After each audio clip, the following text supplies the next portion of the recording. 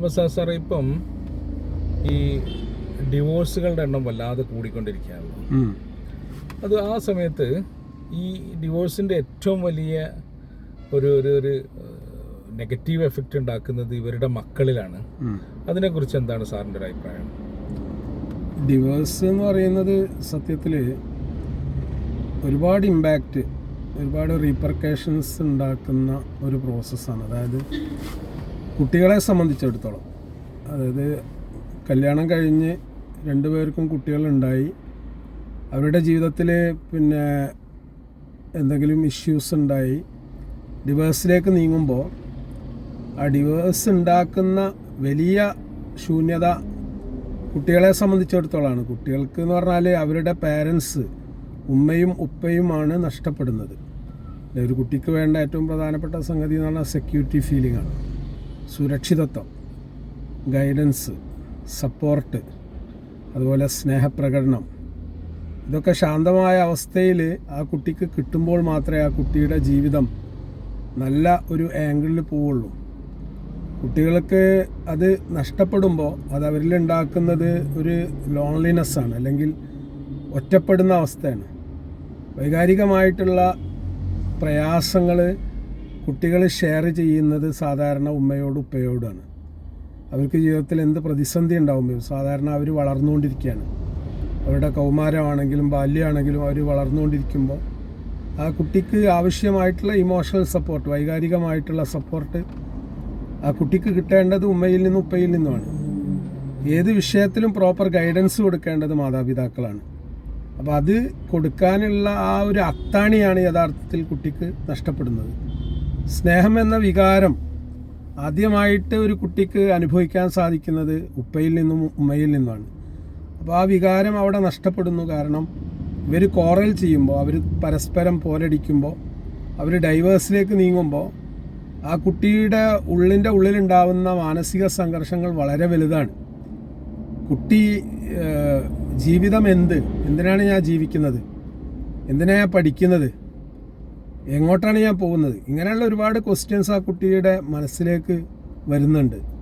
ആ കുട്ടി ജീവിതം തന്നെ എന്തിന്, അല്ലെങ്കിൽ അത് നഷ്ടപ്പെടുത്താനുള്ള ഒരു കാരണമായിട്ട് സൂയിസൈഡ് അറ്റംപ്റ്റ് അല്ലേ, പലപ്പോഴും സമൂഹത്തിൽ നിന്നും സ്കൂളിൽ നിന്നൊക്കെ പലപ്പോഴും പല ഇൻസൾട്ടുകളും അവർക്ക് കിട്ടിയേക്കും. കാരണം സാധാരണ പാരൻസ് മീറ്റിങ്ങിനൊക്കെ കുട്ടികൾ തങ്ങളുടെ രക്ഷിതാക്കളുടെ കൂടെ സ്കൂളിലേക്ക് വരുമ്പോൾ, അല്ലെങ്കിൽ രക്ഷിതാവ് ആ കുട്ടിയുടെ കാര്യം അന്വേഷിക്കാൻ വരുമ്പോൾ ഇവനെ സംബന്ധിച്ചിടത്തോളം അത് ആ മീറ്റിംഗ് അറ്റൻഡ് ചെയ്യാൻ ആരും ഉണ്ടാവില്ല.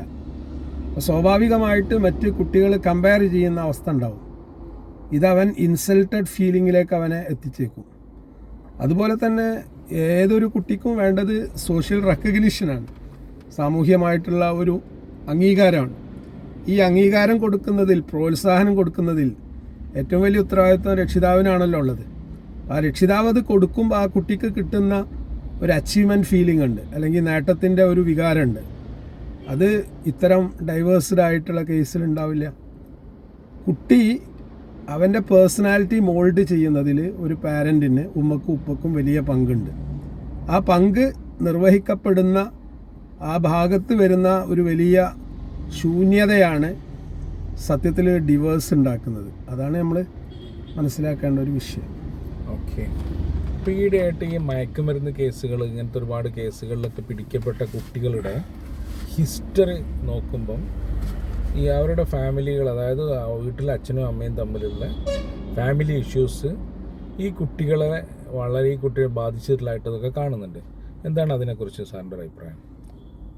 ഈ മയക്കുമരുന്ന് എന്നുള്ള സംഗതി ഉണ്ടല്ലോ, ഇപ്പം നമ്മുടെ നാട്ടിൽ വളരെ വ്യാപകമാവുകയാണ്. കാരണം അതിൻ്റെ കച്ചവട ലോബി അവരാണ് പിടിമുറുക്കിക്കൊണ്ടിരിക്കുന്നത്. അവരെ സംബന്ധിച്ചിടത്തോളം അവരുടെ പ്രോഡക്റ്റ്, അവരുടെ ഉൽപ്പന്നം വിപണനം ചെയ്യണം. അതിന് ഏറ്റവും പറ്റുന്ന കസ്റ്റമേഴ്സ് കുട്ടികളാണ്. കുട്ടികളെ സംബന്ധിച്ചിടത്തോളം അവരെന്തല്ല, പക്വത എത്തിയവരല്ല, ജീവിതത്തെ സംബന്ധിച്ച് ശരിയായിട്ടുള്ള ബോധം ഉള്ളവരല്ല.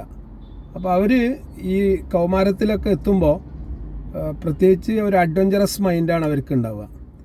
അതുകൊണ്ട് സാഹസികമായിട്ട് ഏതൊരു കാര്യവും ഏറ്റെടുക്കാൻ അവർ തയ്യാറാവും. അവരുടെ ഫ്രണ്ട്ഷിപ്പ്, പിയർ ഗ്രൂപ്പ് ഇൻഫ്ലുവൻസ് അത് വല്ലാതെ ഉണ്ട്. അതുകൊണ്ട് ഈ ഫ്രണ്ട്സ് അവരെ വല്ലാതെ സ്വാധീനിക്കും. ഇപ്പോൾ ഈ അടുത്ത് തന്നെ നമ്മൾ വീഡിയോസിലൊക്കെ കണ്ട കാര്യമുണ്ട്. ചില ആളുകൾ MDMA പോലെയുള്ള ലഹരി ഉൽപ്പന്നങ്ങൾ ഉപയോഗിക്കാൻ തുടങ്ങിയത് ഫ്രണ്ട്സിൻ്റെ നിർബന്ധത്തിനും അല്ലെങ്കിൽ ആ ഒരു സ്വാധീനം കൊണ്ടുമാണ്.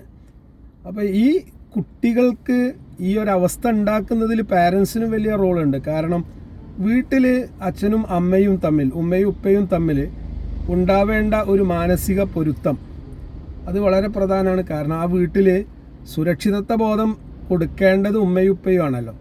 അവർ തമ്മിൽ കോറൽ ചെയ്യുമ്പോൾ അല്ലെങ്കിൽ അവർ തമ്മിൽ കലഹിക്കുമ്പോൾ കുട്ടിക്ക് ഒരു തരം നിരാശാബോധം ഉണ്ടാവും. കാരണം അവൻ്റെ ജീവിതമാണ് അവിടെ ചോദ്യം ചെയ്യപ്പെടുന്നത്. സ്വാഭാവികമായിട്ട് തനിക്ക് സുഖം കിട്ടാൻ വേണ്ടിയിട്ട് അല്ലെങ്കിൽ സമാധാനം കിട്ടാൻ വേണ്ടി ഏറ്റവും നല്ല ഒരു കാര്യം ലഹരിയാണ് എന്ന് അവൻ വിശ്വസിക്കപ്പെടുകയാണ്. സ്വാഭാവികമായിട്ട് അവനത് ഉപയോഗിക്കാൻ തുടങ്ങും. കാരണം അതിനെ പ്രൊമോട്ട് ചെയ്യുന്ന ഒരുപാട് മീഡിയകളും ഉണ്ട്.